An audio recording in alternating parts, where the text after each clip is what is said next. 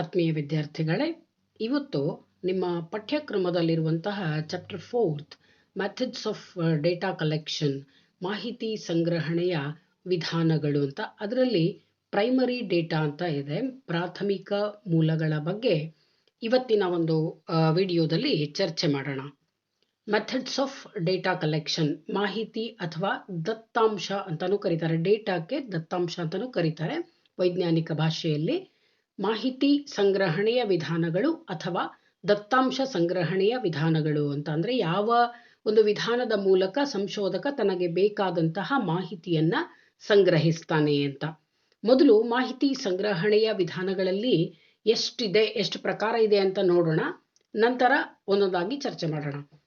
ಸಂಶೋಧಕ ತನ್ನ ಅಧ್ಯಯನಕ್ಕಾಗಿ ಆಯ್ದುಕೊಂಡಂತಹ ವಿಷಯ ಅಥವಾ ಸಮಸ್ಯೆಗೆ ಅನುಗುಣವಾಗಿ ವಿವಿಧ ಮೂಲಗಳಿಂದ ಮಾಹಿತಿಯನ್ನು ಸಂಗ್ರಹಿಸ್ತಾನೆ. ಸಂಶೋಧಕ ಒಂದು ಸಲ ಸಂಶೋಧನೆಗೆ ವಿಷಯವನ್ನ ಆಯ್ದುಕೊಂಡ್ರೆ ಅದಕ್ಕೆ ಸಂಬಂಧಿಸಿದಂತೆ ವಿವಿಧ ಮೂಲಗಳಿಂದ, ವಿವಿಧ ಕಡೆಗಳಿಂದ ಅವನು ಮಾಹಿತಿಯನ್ನು ಸಂಗ್ರಹಿಸಬೇಕಾಗತ್ತೆ. ವಿವಿಧ ಮೂಲಗಳಿಂದ ಹಲವಾರು ಸಂಶೋಧನಾ ತಂತ್ರಗಳನ್ನು ಉಪಯೋಗಿಸಿ, ತಂತ್ರಗಳು ಅಂದರೆ ವಿಧಾನಗಳು ಅಂತ. ಸೊ ವಿವಿಧ ಮೂಲಗಳಿಂದ ಮಾಹಿತಿ ಸಂಗ್ರಹಿಸಬೇಕು. ಮಾಹಿತಿ ಸಂಗ್ರಹಿಸಬೇಕಾದ್ರೆ ಅವನಿಗೆ ವಿವಿಧ ತಂತ್ರಗಳು, ವಿವಿಧ ಸಾಧನಗಳು ಅಥವಾ ವಿವಿಧ ವಿಧಾನಗಳು ಬೇಕಾಗತ್ತೆ ಅಂತ. ಸೊ ವಿಧಾನಗಳನ್ನು ಉಪಯೋಗಿಸಿ ಅವನು ತನಗೆ ಬೇಕಾದ ಉಪಯುಕ್ತವಾದ ವಿಷಯಗಳನ್ನು ಸಂಗ್ರಹಿಸೋದೇ ಮಾಹಿತಿ ಅಥವಾ ದತ್ತಾಂಶ ಸಂಗ್ರಹಣೆ ಅಂತಾರೆ. ಮೊದಲನೇದಾಗಿ ಮಾಹಿತಿ ಸಂಗ್ರಹಣೆ ಅಂದ್ರೇನೆ ಸಂಶೋಧನೆಯ ವಿಷಯವನ್ನ ಆಯ್ಕೆ ಮಾಡಿಕೊಂಡ ನಂತರ ಸಂಶೋಧಕ ಆ ವಿಷಯಕ್ಕೆ ಬೇಕಾಗಿರುವಂತಹ ಅವಶ್ಯಕವಾಗಿರುವಂತಹ ಮಾಹಿತಿಯನ್ನು ಸಂಗ್ರಹಿಸಬೇಕಾಗತ್ತೆ. ಆ ಮಾಹಿತಿಯನ್ನ ಅವನು ವಿವಿಧ ಮೂಲಗಳಿಂದ ಸಂಗ್ರಹಿಸ್ತಾನೆ. ವಿವಿಧ ಮೂಲಗಳಿಂದ ಸಂಗ್ರಹಿಸುವಾಗ ವಿವಿಧ ಪ್ರಕಾರದ ಸಾಧನಗಳನ್ನು ಬಳಸ್ತಾನೆ, ತಂತ್ರಗಳನ್ನು ಬಳಸ್ತಾನೆ. ಸೊ ಹೀಗೆ ವಿವಿಧ ತಂತ್ರಗಳನ್ನು ಬಳಸಿ ವಿವಿಧ ಮೂಲಗಳಿಂದ ಸಂಶೋಧಕನು ಮಾಹಿತಿ ಸಂಗ್ರಹಿಸುವುದನ್ನೇ ಪ್ರಾಥಮಿಕ ಮಾಹಿತಿ ಸಂಗ್ರಹಣೆ ಅಥವಾ ದತ್ತಾಂಶ ಸಂಗ್ರಹಣೆ ಅಂತ ಕರೀತಾರೆ. ಸಾಮಾಜಿಕ ಸಂಶೋಧನೆಯು ಮಾಹಿತಿ ಸಂಗ್ರಹಣೆಯನ್ನೇ ಸಂಪೂರ್ಣವಾಗಿ ಅವಲಂಬಿಸಿರುತ್ತೆ. ಅಂದರೆ ಸಂಶೋಧನೆ ಅನ್ನೋದು ಮಾಹಿತಿ ಸಂಗ್ರಹಣೆಯ ಮೇಲೆ ಅವಲಂಬಿತವಾಗಿರುತ್ತೆ. ಯಾವ ಪ್ರಕಾರದ ಮಾಹಿತಿಯನ್ನ, ಎಷ್ಟು ಉಪಯುಕ್ತವಾದ ಮಾಹಿತಿಯನ್ನ ಸಂಶೋಧಕ ಸಂಗ್ರಹಿಸ್ತಾನೆ ಅದರ ಮೇಲೆಯೇ ಸಂಶೋಧನೆಯ ಯಶಸ್ಸು ನಿರ್ಧಾರವಾಗುತ್ತೆ. ಹೀಗಾಗಿ ಸಂಶೋಧಕ ತನ್ನ ಅಧ್ಯಯನಕ್ಕೆ ಪೂರಕವಾಗುವ ರೀತಿಯಲ್ಲಿ ಅಧ್ಯಯನಕ್ಕೆ ಅವಶ್ಯಕವಾಗಿರುವಂತಹ ಸಂಶೋಧನಾ ವಿನ್ಯಾಸವನ್ನ ಮೊದಲು ರಚನೆ ಮಾಡಿಕೊಂಡು ನಂತರ ಈ ಮಾಹಿತಿ ಸಂಗ್ರಹಣೆಯಲ್ಲಿ ತೊಡಗ್ತಾನೆ. ಅಂದರೆ ನಾವು ಸಂಶೋಧನೆಯನ್ನು ಯಾವ ರೀತಿ ಮಾಡಬೇಕು ಅಂತ ಒಂದು ರೂಪುರೇಷೆಯನ್ನು ಹಾಕೊಂಡ ನಂತರ ತನಗೆ ಬೇಕಾಗಿರುವಂತಹ ಸಂಶೋಧನೆಗೆ ಪೂರಕವಾಗಿರುವಂತಹ ಮಾಹಿತಿಯನ್ನು ಸಂಗ್ರಹಿಸಲಿಕ್ಕೆ ಪ್ರಾರಂಭಿಸ್ತಾನೆ ಸಂಶೋಧಕ ಅಂತ. ಹಾಗೆಯೇ ಸಂಶೋಧಕ ವಿಶೇಷವಾಗಿ ತನಗೆ ಯಾವ ವಿಷಯದ ಬಗ್ಗೆ ಮಾಹಿತಿ ಕೊರತೆ ಇದೆಯೋ ಆ ವಿಷಯದ ಬಗ್ಗೆ ಹೆಚ್ಚಿನ ಮಾಹಿತಿ ಸಂಗ್ರಹಿಸಬೇಕಾಗತ್ತೆ. ತನಗೆ ಗೊತ್ತಿರೋದನ್ನಂತೂ ಬೇಗ ಅವನು ಮಾಹಿತಿಯನ್ನ ಸಂಗ್ರಹಿಸ್ತಾನೆ, ಜೊತೆಗೆ ಬರೆದಿಟ್ಕೊಳ್ತಾನೆ. ತನಗೆ ಗೊತ್ತಿರದ ವಿಷಯಗಳ ಬಗ್ಗೆ ಹೆಚ್ಚಿನ ಮಾಹಿತಿಯನ್ನು ಅವನು ಸಂಗ್ರಹಿಸಬೇಕಾಗತ್ತೆ. ಯಾಕೆ ಅಂದರೆ ಸೂಕ್ತವಾದ ಮಾಹಿತಿ ಕೊರತೆ ಇದ್ರೆ ಮುಂದೆ ಅವನಿಗೆ ವಿಶ್ಲೇಷಣೆಯಲ್ಲಿ ತೊಂದರೆಯಾಗುತ್ತೆ. ವಿಶ್ಲೇಷಣೆಯಲ್ಲಿ ಅವನು ತೊಂದರೆಯನ್ನ ಎದುರಿಸಬೇಕಾಗುತ್ತೆ. ಮಾಹಿತಿ ಸರಿಯಾಗಿಲ್ಲ ಅಂದ್ರೆ ಕೊನೆಗೆ ಸಂಶೋಧನೆಯಲ್ಲಿ ಬರೆಯುವಾಗ, ವಿಶ್ಲೇಷಣೆ ಮಾಡುವಾಗ ತೊಂದರೆಯನ್ನ ಎದುರಿಸಬೇಕಾಗತ್ತೆ. ಆದ್ದರಿಂದ ನಿಖರವಾದ ಮತ್ತು ಸಂಪೂರ್ಣ ಮಾಹಿತಿ ಸಂಗ್ರಹಣೆಯೇ ಸಂಶೋಧನೆಯ ಯಶಸ್ಸಿನ ಮೂಲ. ಅಂದ್ರೆ ನಿಖರವಾದ, ನಿಶ್ಚಿತವಾದ, ಕರೆಕ್ಟ್ ಆಗಿರುವಂತಹ ಸರಿಯಾದ ಮಾಹಿತಿಯನ್ನ ಸಂಗ್ರಹಿಸಿದರೆ ಮಾತ್ರ ಸಂಶೋಧನೆ ಯಶಸ್ವಿಯಾಗುತ್ತೆ. ದತ್ತಾಂಶ ಅಥವಾ ಮಾಹಿತಿ ಸಂಗ್ರಹಿಸುವುದು ಸುಲಭದ ಕೆಲಸ ಅಲ್ಲ, ಅಷ್ಟೇನು ಸುಲಭ ಅಲ್ಲ ಮಾಹಿತಿ ಸಂಗ್ರಹಿಸೋದು. ಅದರಲ್ಲೂ ಜನರಿಂದ ಮಾಹಿತಿ ಸಂಗ್ರಹಿಸುವಾಗ, ಅಂದರೆ ಸಾರ್ವಜನಿಕರಿಂದ ಏನಾದರೂ ಮಾಹಿತಿ ಬೇಕಾಗಿದ್ದಾಗ ಅದನ್ನು ಸಂಗ್ರಹಿಸಬೇಕಾದ್ರೆ ಸಂಶೋಧಕನಿಗೆ ತಾಳ್ಮೆ ಇರಬೇಕು, ಹೆಚ್ಚಿನ ತಾಳ್ಮೆ ಬೇಕು, ಜಾಗರೂಕತೆ ಬೇಕು, ಹಾಗೆಯೇ ದೂರದೃಷ್ಟಿ ಇರಬೇಕು, ಜಾಣ್ಮೆ ಇರಬೇಕು, ಪರಿಶ್ರಮನೂ ಕೂಡ ಬೇಕಾಗತ್ತೆ. ಇಷ್ಟೆಲ್ಲ ಇದ್ದಾಗ ಜನರಿಂದ, ಸಾರ್ವಜನಿಕರಿಂದ ಒಂದು ಒಳ್ಳೆಯ ಮಾಹಿತಿಯನ್ನ, ಸರಿಯಾದ ಮಾಹಿತಿಯನ್ನ ಸಂಶೋಧಕನಿಗೆ ಸಂಗ್ರಹಿಸಲಿಕ್ಕೆ ಸಾಧ್ಯ ಆಗುತ್ತೆ. ಹಾಗಾಗಿ ಮಾಹಿತಿ ಸಂಗ್ರಹಣೆ ಅಂತಹ ಸುಲಭ ಕೆಲಸವೇನೂ ಅಲ್ಲ, ಕಷ್ಟದ ಕೆಲಸವೇ. ಮಾಹಿತಿಯನ್ನ ಸಂಗ್ರಹಿಸಿದಾಗ ಮಾತ್ರ, ಒಳ್ಳೆಯ ಮಾಹಿತಿ ಸಿಕ್ಕಾಗ, ಪೂರಕವಾದ ಮಾಹಿತಿ ಸಿಕ್ಕಾಗ ಮಾತ್ರ ಸಂಶೋಧನೆ ಯಶಸ್ವಿಯಾಗುತ್ತೆ. ಸಂಶೋಧಕನು ಒಮ್ಮೆ ಕಾರ್ಯಕ್ಷೇತ್ರಕ್ಕೆ ಹೋದರೆ, ಅಂದರೆ ಇಲ್ಲಿ ಫೀಲ್ಡಿಗೆ ಹೋಗೋದು ಅಂತ ಹೇಳ್ತೇವೆ. ಅಂದರೆ ಸಂಶೋಧನಾ ಕ್ಷೇತ್ರಕ್ಕೆ ಹೋದರೆ ತನಗೆ ಬೇಕಾದ ಎಲ್ಲ ಮಾಹಿತಿಯನ್ನು ಸಂಗ್ರಹಿಸಿ ತರಬೇಕಾಗತ್ತೆ. ಸಂಶೋಧಕ ಒಮ್ಮೆ ಕ್ಷೇತ್ರಕ್ಕೆ ಹೋದರೆ, ಒಮ್ಮೆ ಸಂಶೋಧನೆ ವಿಷಯದ ಬಗ್ಗೆ ಮಾಹಿತಿ ಸಂಗ್ರಹಿಸ್ಲಿಕ್ಕೆ ಹೋದರೆ, ಅಲ್ಲಿಂದ ಬರುವಾಗ ಅದಕ್ಕೆ ಸಂಬಂಧಿಸಿದ ಎಲ್ಲ ಮಾಹಿತಿಗಳನ್ನು ಸಂಗ್ರಹಿಸಿ ತರಬೇಕು. ಸಂಗ್ರಹಿಸಿದ ಮಾಹಿತಿ ಹೇಗಿರಬೇಕು ಅಂದರೆ, ಅವನು ರಚಿಸಿಕೊಂಡಿರುವಂತಹ ಪ್ರಾಕ್ ಕಲ್ಪನೆಗಳನ್ನು ಪರೀಕ್ಷಿಸಲು ಬರಬೇಕು. ಪ್ರಾಕ್ ಕಲ್ಪನೆಗಳು ಅಂದರೆ ಈಗಾಗಲೇ ನಿಮ್ಗೆ ಅರ್ಥ ಆಗಿದೆ. ಸೊ ಪ್ರಾಕ್ ಕಲ್ಪನೆಗಳನ್ನು ಪರೀಕ್ಷಿಸಲಿಕ್ಕೆ ಯೋಗ್ಯವಾಗಿರಬೇಕು. ಹಾಗೆಯೇ ಸಂಶೋಧನೆ ಗುರಿಯನ್ನು ತಲುಪಲಿಕ್ಕೆ ಪೂರಕವಾಗಿರುವಂತಹ ಮಾಹಿತಿಯನ್ನೇ ಅವನು ಸಂಗ್ರಹಿಸಬೇಕು. ಹೀಗಾಗಿ ಸಂಶೋಧಕನು ಮಾಹಿತಿ ಸಂಗ್ರಹಿಸುವ ಪ್ರಕ್ರಿಯೆಗೆ ಅತ್ಯಂತ ಮಹತ್ವ ನೀಡಬೇಕಾಗತ್ತೆ. ಅಂದರೆ ಹೇಗೋ ತನಗೆ ಮನಸ್ಸಿಗೆ ತೋಚಿದ ರೀತಿಯಲ್ಲಿ ಮಾಹಿತಿಯನ್ನು ಸಂಗ್ರಹಿಸಿದ ಆಗೋದಿಲ್ಲ. ಹೆಚ್ಚು ಮಹತ್ವ ಕೊಟ್ಟು ನಿರ್ದಿಷ್ಟವಾದ ವೈಜ್ಞಾನಿಕ ರೀತಿಯಲ್ಲಿಯೇ ಮಾಹಿತಿಯನ್ನು ಸಂಗ್ರಹಿಸಬೇಕಾಗತ್ತೆ. ಈಗ ಈ ಮಾಹಿತಿ ಅನ್ನೋ ಪದ ಹೇಗೆ ಬಂದಿದೆ ಅಂತ ತಿಳ್ಕೊಳ್ಳೋಣ. ಮಾಹಿತಿಗೆ ದತ್ತಾಂಶ ಅಂತಲೂ ಕರೀತಾರೆ ಅಂತ ಹೇಳಿದೆ ನಾನು. ವೈಜ್ಞಾನಿಕ ಭಾಷೆಯಲ್ಲಿ ದತ್ತಾಂಶ ಅಂತ ಕರೀತಾರೆ. ಈ ಮಾಹಿತಿ ಅಥವಾ ದತ್ತಾಂಶಕ್ಕೆ ಆಂಗ್ಲ ಭಾಷೆಯಲ್ಲಿ ಡಾಟಾ ಅಂತ ಕರೀತಾರೆ. ಇದು ಲ್ಯಾಟಿನ್ ಭಾಷೆಯ ಪದ. ಡಾಟಾ ಅನ್ನೋದು ಲ್ಯಾಟಿನ್ ಭಾಷೆಯ ಪದದಿಂದ ಬಂದಿದೆ. ಡಾಟಾ ಅಂದರೆ ಮಾಹಿತಿ ಅಂತ ಹೇಳಿ ಅರ್ಥ. ಹೀಗಾಗಿ ಮಾಹಿತಿ ಸಂಗ್ರಹಣೆಯನ್ನೇ ಡಾಟಾ ಕಲೆಕ್ಷನ್ ಅಂತ ಕರೀತಾರೆ. ಈ ಮಾಹಿತಿ ಅಂಕಿ ಅಂಶಗಳ ರೂಪದಲ್ಲೂ ಇರಬಹುದು ಅಥವಾ ವಿಷಯದ ರೂಪದಲ್ಲೂ ವಿವರವಾದ ಮಾಹಿತಿಯೂ ಇರಬಹುದು. ಅಂಕಿ ಅಂಶಗಳನ್ನು ಈಗ ಸ್ಟ್ಯಾಟಿಸ್ಟಿಕ್ಸ್ನವರಾಗಲಿ ಮ್ಯಾಥಮೆಟಿಕ್ಸ್ನವರಾಗಲಿ ವೈಜ್ಞಾನಿಕ ವಿಧಾನಗಳ ಮೂಲಕ ಸಂಗ್ರಹಿಸುವಾಗ ಭೌತಿಕ ವಿಜ್ಞಾನಿಗಳು ಸಾಕಷ್ಟು ಅಂಕಿ ಸಂಖ್ಯೆಯಲ್ಲಿ ಸಂಗ್ರಹಣೆ ಮಾಡ್ತಾರೆ. ಸಾಮಾಜಿಕ ವಿಜ್ಞಾನಿಗಳು ಮಾಹಿತಿ ಸಂಗ್ರಹಿಸಿದರೆ ಅದು ವಿವರವಾದ ಸಂಗ್ರಹಣೆ ಆಗಿರುತ್ತೆ, ವಿಷಯದ ರೂಪದಲ್ಲಿ ಮಾಹಿತಿ ಇರುತ್ತೆ. ಹೀಗೆ ಅವಲೋಕನ, ಸಂದರ್ಶನ, ಪ್ರಶ್ನಾವಳಿ ಮತ್ತು ಉಳಿದ ಸಾಧನಗಳ ಮೂಲಕ ಒಂದು ವಿಷಯದ ಅಥವಾ ಸಮಸ್ಯೆಗೆ ಸಂಬಂಧಿಸಿದಂತೆ ಸಂಶೋಧಕನು ಸಂಗ್ರಹಿಸುವ ಎಲ್ಲ ಸಾಕ್ಷ್ಯಾಧಾರಗಳನ್ನು ಮತ್ತು ವಿಷಯಗಳನ್ನು ಮಾಹಿತಿ ಅಥವಾ ದತ್ತಾಂಶ ಅಂತ ಕರೀತಾರೆ. ನಾನು ಆಗಲೇ ಹೇಳಿದೆ, ಮಾಹಿತಿ ಸಂಗ್ರಹಣೆ ಅವಶ್ಯಕ ಮತ್ತು ಮಹತ್ವ. ಮಾಹಿತಿಯನ್ನು ಎಲ್ಲಿಂದ ಸಂಗ್ರಹಣೆ ಮಾಡ್ತಾನೆ ಸಂಶೋಧಕ? ತನ್ನ ಅಧ್ಯಯನಕ್ಕೆ ಬೇಕಾಗುವ ಮಾಹಿತಿಯನ್ನು ವಿವಿಧ ಮೂಲಗಳಿಂದ ಸಂಗ್ರಹಣೆ ಮಾಡ್ತಾನೆ. ವಿವಿಧ ಮೂಲಗಳಿಂದ ಸಂಗ್ರಹಿಸುವಾಗ ಅವನು ವಿವಿಧ ಸಾಧನಗಳನ್ನು ಅಥವಾ ತಂತ್ರಗಳನ್ನು ಬಳಸ್ತಾನೆ ಅಂತ ಹೇಳಿದೆ. ಆ ತಂತ್ರಗಳೇ ಅವಲೋಕನ, ಸಂದರ್ಶನ, ಪ್ರಶ್ನಾವಳಿ ಮತ್ತು ಇನ್ನೂ ಅನೇಕ. ಸೊ ಈ ಒಂದು ವಿಧಾನಗಳ ಮೂಲಕ, ತಂತ್ರಗಳ ಮೂಲಕ ತನಗೆ ಬೇಕಾಗಿರುವಂತಹ, ತನ್ನ ಸಂಶೋಧನೆಗೆ ಅವಶ್ಯಕವಾಗಿರುವಂತಹ ವಿಷಯಗಳನ್ನು ಅಥವಾ ಸಾಕ್ಷ್ಯಾಧಾರಗಳನ್ನು ಸಂಗ್ರಹಿಸೋದಕ್ಕೇನೆ ಮಾಹಿತಿ ಸಂಗ್ರಹಣೆ ಅಂತಾರೆ. ಆ ಸಾಕ್ಷ್ಯಾಧಾರಗಳಿಗೇನೆ ಮಾಹಿತಿ ಅಥವಾ ದತ್ತಾಂಶ ಅಂತ ಕರೀತಾರೆ. ವೈಜ್ಞಾನಿಕ ವಿಧಾನಗಳಿಂದ ಸಂಗ್ರಹಿಸಿದ ಮಾಹಿತಿಯು ಸಂಶೋಧನೆಯ ಯಶಸ್ಸಿಗೆ ಕಾರಣವಾಗುತ್ತೆ. ಅಂದರೆ ಸಂಶೋಧಕ ಹೇಗೆ ಬೇಕೋ ಹಾಗೆ, ಎಲ್ಲಿಂದ ಬೇಕೋ ಅಲ್ಲಿಂದ ಮಾಹಿತಿಯನ್ನು ಸಂಗ್ರಹಿಸ್ಲಿಕ್ಕೆ ಆಗೋದಿಲ್ಲ. ವೈಜ್ಞಾನಿಕ ವಿಧಾನಗಳ ಮೂಲಕ ಅವನು ಮಾಹಿತಿಯನ್ನು ಸಂಗ್ರಹಿಸಬೇಕು. ಅಂದಾಗ ಮಾತ್ರ ಸಂಶೋಧನೆ ಯಶಸ್ವಿಯಾಗುತ್ತೆ. ಸಂಶೋಧಕ ಸರಿಯಾದ ಮಾಹಿತಿ ಸಂಗ್ರಹಿಸಿದರೆ ಮಾತ್ರ ಸಂಶೋಧನೆಯು ಯಶಸ್ವಿಯಾಗುತ್ತೆ. ಅವನಿಗೆ ಬೇಕಾಗಿರುವಂತಹ, ಸಂಶೋಧನೆಗೆ ಪೂರಕವಾಗಿರುವಂತಹ ಮಾಹಿತಿಯನ್ನು ಮಾತ್ರ ಅವನು ಸಂಗ್ರಹಿಸಬೇಕು. ಬೇರೆ ಬೇರೆ ಯಾವುದೋ ಮಾಹಿತಿಗಳನ್ನು ಸಂಗ್ರಹಿಸಿದರೆ ಸಂಶೋಧನೆ ಯಶಸ್ವಿ ಆಗೋದಿಲ್ಲ ಅಂತೇಳಿ. ಸೊ ಇದು ದತ್ತಾಂಶ ಸಂಗ್ರಹಣೆ ಅಂತ ಕರೀತಾರೆ. ಈಗ ಮಾಹಿತಿ ಸಂಗ್ರಹಣೆಯಲ್ಲಿ 2 ಮೂಲಗಳಿದೆ. ಅಂದರೆ ಸಂಶೋಧಕ 2 ಮೂಲಗಳಿಂದ ಮಾಹಿತಿಯನ್ನು ಸಂಗ್ರಹಿಸಬಹುದು ಅಂತ. ಯಾವುದು ಅಂತ ನೋಡೋಣ. ಮಾಹಿತಿ ಸಂಗ್ರಹಣೆಯ ವಿವಿಧ ಮೂಲಗಳು, ಸೋರ್ಸಸ್ ಆಫ್ ಡೇಟಾ ಕಲೆಕ್ಷನ್ ಅಂತ ಕರಿತೇವೆ. ಮಾಹಿತಿ ಅಥವಾ ದತ್ತಾಂಶ ಸಂಗ್ರಹಣೆಯ ಮೂಲಗಳನ್ನು ಪ್ರಮುಖವಾಗಿ 2 ಪ್ರಕಾರಗಳಲ್ಲಿ ವರ್ಗೀಕರಣ ಮಾಡ್ತಾರೆ. ಅಂದರೆ ಸಂಶೋಧಕ ತನ್ನ ಅಧ್ಯಯನಕ್ಕಾಗಿ ಬೇಕಾಗುವಂತಹ ಮಾಹಿತಿಯನ್ನು 2 ಪ್ರಮುಖ ಮೂಲಗಳ ಮೂಲಕ ಸಂಗ್ರಹಿಸಬಹುದು. ಆ ಮೂಲಗಳು ಯಾವುದು ಅಂದರೆ, ಮೊದಲನೇದು ಪ್ರಾಥಮಿಕ ಮೂಲಗಳು, ಪ್ರೈಮರಿ ಸೋರ್ಸಸ್. ಎರಡನೇದು ಮಾಧ್ಯಮಿಕ ಮೂಲಗಳು, ಸೆಕೆಂಡರಿ ಸೋರ್ಸಸ್ ಅಂತ.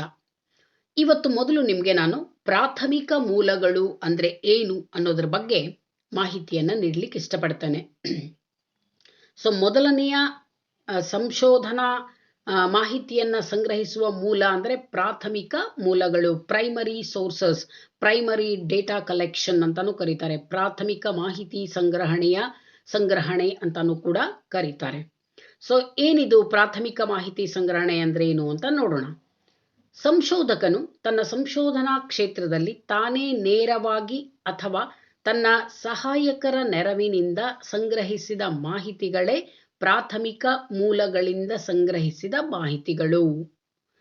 ಅಂದ್ರೆ ಇಲ್ಲಿ ಸಂಶೋಧಕ ನೇರವಾಗಿ ಪ್ರತ್ಯಕ್ಷವಾಗಿ ತಾನೇ ಖುದ್ದಾಗಿ ಸಂಶೋಧನಾ ಕ್ಷೇತ್ರಕ್ಕೆ ಹೋಗಿ ಮಾಹಿತಿಯನ್ನು ಸಂಗ್ರಹಿಸಬೇಕು ಅಥವಾ ತನ್ನ ಸಹಾಯಕರನ್ನ ಕಳಿಸಿ ಮಾಹಿತಿ ಸಂಗ್ರಹಿಸಬೇಕು. ಅಂದ್ರೆ ಕೆಲವೊಂದ್ಸಲ ಟೀಮ್ನಲ್ಲಿ ಸಂಶೋಧನೆ ಕಾರ್ಯವನ್ನ ಮಾಡ್ತಾ ಇರ್ತಾರೆ, ತಂಡಗಳಾಗಿ ಮಾಡ್ತಾ ಇರ್ತಾರೆ. ಆ ತಂಡದಲ್ಲಿರುವಾಗ ತಂಡದ ಯಾವುದಾದರೂ ಒಬ್ಬ ಸದಸ್ಯ ಹೋಗಿ ಮಾಹಿತಿಯನ್ನ ಸಂಗ್ರಹಿಸಬಹುದು.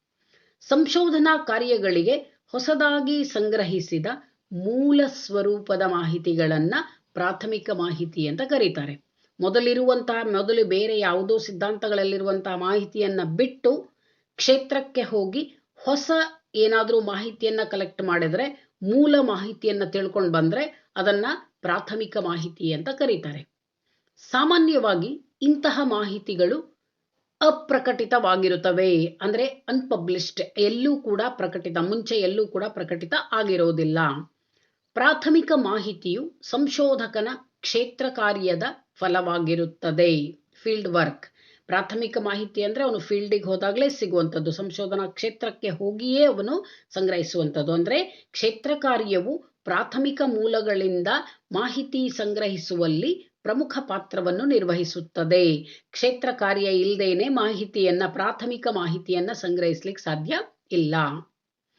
ನೈಸರ್ಗಿಕ ವಿಜ್ಞಾನಗಳು ಅಥವಾ ಭೌತಿಕ ವಿಜ್ಞಾನಗಳು, ಫಿಸಿಕಲ್ ಸೈನ್ಸಸ್ ಅಂತ ಏನು ಕರಿತೇವೆ, ಫಿಸಿಕ್ಸ್, ಕೆಮಿಸ್ಟ್ರಿ, ಬಯಾಲಜಿ ಮೊದಲಾದವುಗಳು, ಈ ವಿಜ್ಞಾನಗಳಿಗೆ ಪ್ರಯೋಗ ಮಾಡಲಿಕ್ಕೆ ಪ್ರಯೋಗಾಲಯಗಳಿದೆ. ಅಂದ್ರೆ ನೈಸರ್ಗಿಕ ವಿಜ್ಞಾನಿಗಳು ತಮ್ಮ ಸಂಶೋಧನಾ ಕಾರ್ಯವನ್ನ ಪ್ರಯೋಗಾಲಯಗಳಲ್ಲಿ ಮಾಡ್ತಾರೆ, ಲ್ಯಾಬೊರೇಟರಿಗಳಲ್ಲಿ ಮಾಡ್ತಾರೆ. ಆದರೆ ಸಮಾಜ ವಿಜ್ಞಾನಗಳಿಗೆ ನಿರ್ದಿಷ್ಟವಾಗಿ ಪ್ರಯೋಗಾಲಯಗಳಿಲ್ಲ. ಹಾಗಾದ್ರೆ ಎಲ್ಲಿ ಪ್ರಯೋಗ ಮಾಡ್ತಾರೆ, ಎಲ್ಲಿ ಸಂಶೋಧನೆ ಮಾಡ್ತಾರೆ ಅಂದ್ರೆ ಸಮಾಜ ವಿಜ್ಞಾನಿಗಳಿಗೆ ಇಡೀ ಸಮಾಜವೇ ಒಂದು ಪ್ರಯೋಗಾಲಯ. Society is a laboratory without walls ಅಂತ ಹೇಳ್ತಾರೆ. ಅಂದ್ರೆ ಗೋಡೆಗಳಿಲ್ಲದ ಪ್ರಯೋಗಾಲಯ ಇಡೀ ಸಮಾಜ ಅಂತ. ಸಾಮಾಜಿಕ ವಿದ್ಯಮಾನಗಳು, ಆಗುಹೋಗುಗಳು ಮತ್ತು ಘಟನೆಗಳೇ ಸಾಮಾಜಿಕ ವಿಜ್ಞಾನಿಗಳ ಪ್ರಯೋಗದ ವಿಷಯಗಳು, ಅಂದ್ರೆ ಸಂಶೋಧನೆಯ ವಿಷಯಗಳು. ಇವುಗಳ ಬಗ್ಗೆ ಸಂಶೋಧಕನು ಸ್ವತಃ ಹೋಗಿ ಮಾಹಿತಿಯನ್ನ ಸಂಗ್ರಹಿಸುವುದನ್ನೇ ಪ್ರಾಥಮಿಕ ಮಾಹಿತಿ ಅಂತಾರೆ. ಅಂದ್ರೆ ಸಮಾಜದಲ್ಲಿದ್ಕೊಂಡು ಸಮಾಜದ ಬಗ್ಗೆ, ಸಮಾಜದ ಆಗುಹೋಗುಗಳು, ಘಟನೆಗಳ ಬಗ್ಗೆ ಮಾಹಿತಿಯನ್ನ ಸಂಗ್ರಹಿಸೋದೇ ಪ್ರಾಥಮಿಕ ಮಾಹಿತಿ ಅಂತ ಕರೆಯಲ್ಪಡುತ್ತೆ.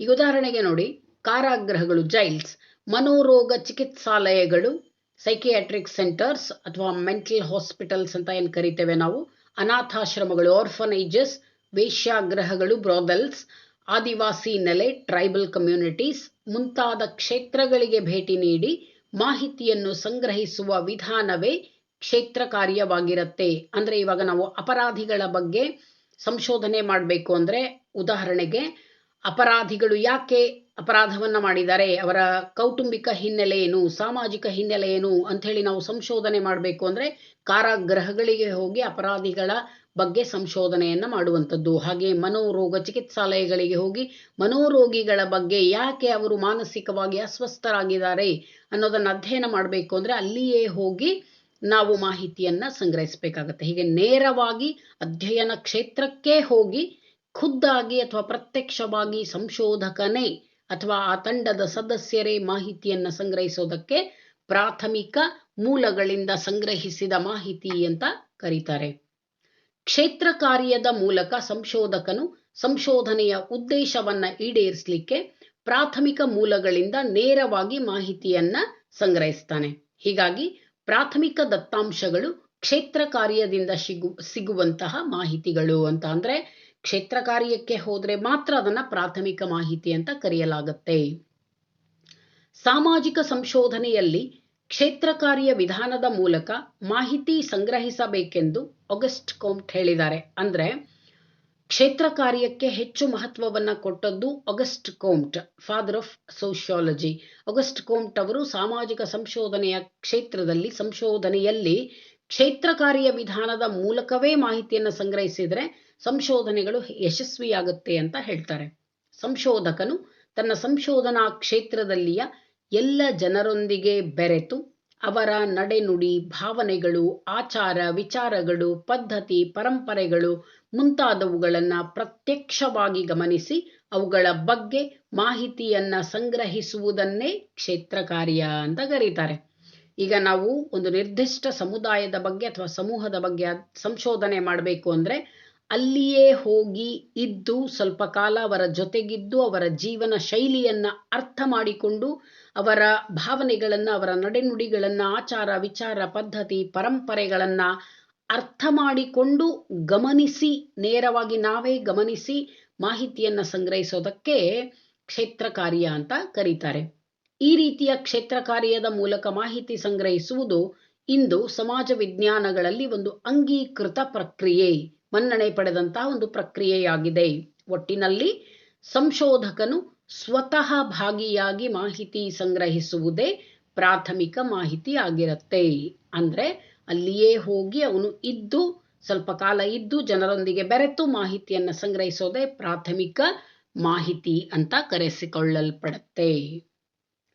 ಈಗ ಪ್ರಾಥಮಿಕ ಮಾಹಿತಿ ಸಂಗ್ರಹಣೆಯಲ್ಲಿಯೂ ಕೂಡ ವಿವಿಧ ವಿಧಾನಗಳಿದೆ, ವಿವಿಧ ತಂತ್ರಗಳು ಅಂತಲೂ ಕೂಡ ಹೇಳ್ಬೋದು. ನಾನಾಗಲೇ ಹೇಳಿದೆ, ಸಂಶೋಧಕ ವಿವಿಧ ಮೂಲಗಳಿಂದ ವಿವಿಧ ತಂತ್ರಗಳನ್ನು ಬಳಸಿ ಮಾಹಿತಿಯನ್ನು ಸಂಗ್ರಹಿಸಬೇಕು ಅಂತ. ಪ್ರಾಥಮಿಕ ಮಾಹಿತಿಯನ್ನು ಸಂಗ್ರಹಿಸಬೇಕಾದ್ರೆ ಸಂಶೋಧಕ 3 ಪ್ರಕಾರದ ತಂತ್ರಗಳನ್ನು ಅಥವಾ ವಿಧಾನಗಳನ್ನು ಬಳಸ್ತಾನೆ. ಅದು ಯಾವುದು ಅಂತ ನೋಡೋಣ. ಸಾಮಾಜಿಕ ಸಂಶೋಧನೆಯಲ್ಲಿ ದತ್ತಾಂಶ ಅಥವಾ ಮಾಹಿತಿ ಸಂಗ್ರಹಿಸುವುದಕ್ಕೆ ತುಂಬ ಮಹತ್ವದ ಪಾತ್ರ ಇದೆ. ಸಂಶೋಧಕನು ತನ್ನ ಸಂಶೋಧನೆಯ ವಿಷಯಕ್ಕೆ ಸಂಬಂಧಿಸಿದಂತೆ ಮಾಹಿತಿಯನ್ನು ಸಂಗ್ರಹಿಸ್ತಾನೆ. ಈ ಮಾಹಿತಿ ಸಂಗ್ರಹಣೆಯು ಮುಂದೆ ಅವನಿಗೆ ವಿಶ್ಲೇಷಣೆಯಲ್ಲಿ ಸಹಾಯವಾಗುತ್ತೆ. ಅಂದರೆ ತನ್ನ ಸಂಶೋಧನಾ ವಿಷಯವನ್ನು ವಿವರಿಸುವಾಗ, ವಿಶ್ಲೇಷಣೆ ಮಾಡುವಾಗ ಮಾಹಿತಿ ಸಂಗ್ರಹಣೆ ಅವನಿಗೆ ಸಹಾಯಕವಾಗುತ್ತೆ. ಪ್ರಾಥಮಿಕ ಮಾಹಿತಿ ಸಂಗ್ರಹಣೆಯಲ್ಲಿ ಕ್ಷೇತ್ರ ಕಾರ್ಯ ಮಹತ್ವವನ್ನು ಹೊಂದಿರುತ್ತೆ ಅಂತ ಇಷ್ಟೊತ್ತು ಚರ್ಚೆ ಮಾಡಿದ್ವಿ. ಈ ಕ್ಷೇತ್ರ ಕಾರ್ಯದಲ್ಲಿ ಸಂಶೋಧಕನು ವಿವಿಧ ವಿಧಾನಗಳ ಮೂಲಕ ದತ್ತಾಂಶ ಸಂಗ್ರಹಣೆಗೆ ಪ್ರಯತ್ನಿಸ್ತಾನೆ. ಅಂತಹ ವಿಧಾನಗಳಲ್ಲಿ ಪ್ರಮುಖವಾದವುಗಳು ಯಾವುದು ಅಂತ ನೋಡಿ.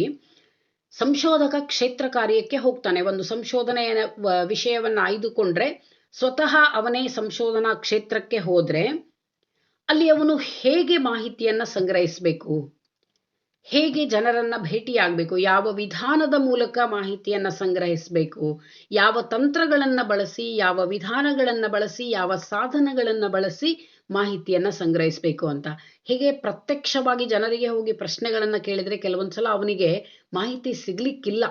ಹಾಗಾಗಿ ಅವನು ತನ್ನ ಜಾಣ್ಮೆಯನ್ನು ಉಪಯೋಗಿಸಿ ಪ್ರಾಥಮಿಕ ಮಾಹಿತಿಯನ್ನು ಸಂಗ್ರಹಿಸಬೇಕಾದ್ರೂ ಕೂಡ ಕೆಲವೊಂದು ತಂತ್ರಗಳನ್ನು ಬಳಸಬೇಕಾಗತ್ತೆ. ಆ ತಂತ್ರಗಳು ಯಾವುದು ಅಂದರೆ ಪ್ರಮುಖವಾಗಿ 3 ತಂತ್ರಗಳ ಮೂಲಕ ಕ್ಷೇತ್ರ ಕಾರ್ಯದಲ್ಲಿ ಪ್ರಾಥಮಿಕ ಮಾಹಿತಿಯನ್ನು ಸಂಗ್ರಹಿಸಬಹುದು ಸಂಶೋಧಕ. ಆ 3 ತಂತ್ರಗಳು ಯಾವುದು ಅಂದರೆ ಮೊದಲನೇದು ಅವಲೋಕನ, ಅಬ್ಸರ್ವೇಷನ್, ನಿರೀಕ್ಷೆ ಮಾಡೋದು, ವೀಕ್ಷಣೆ ಮಾಡೋದು. ಎರಡನೇದು ಸಂದರ್ಶನ, ಇಂಟರ್ವ್ಯೂ ಮಾಡೋದು, ಕೆಲವು ಪ್ರಮುಖ ಜನರನ್ನು ಸಂದರ್ಶನ ಮಾಡುವುದರ ಮೂಲಕ ಮಾಹಿತಿಯನ್ನು ಸಂಗ್ರಹಿಸೋದು. ಇನ್ನು ಮೂರನೇದು ಪ್ರಶ್ನಾವಳಿ, ಕ್ವೆಶ್ಚನೇರ್, ಕೆಲವೊಂದು ಪ್ರಶ್ನೆಗಳ ಗುಚ್ಛವನ್ನು ತಯಾರಿಸಿಕೊಂಡು ಪ್ರಶ್ನೆಗಳನ್ನು ಕೇಳ್ತಾ ಮಾಹಿತಿಯನ್ನು ಪಡ್ಕೊಳ್ಳೋದು. ಹೀಗೆ ಪ್ರಾಥಮಿಕ ಮಾಹಿತಿಯನ್ನು ಸಂಗ್ರಹಿಸುವಲ್ಲಿ ಸಂಶೋಧಕ ಪ್ರಮುಖವಾಗಿ 3 ವಿಧಾನಗಳನ್ನು ಬಳಸ್ತಾನೆ.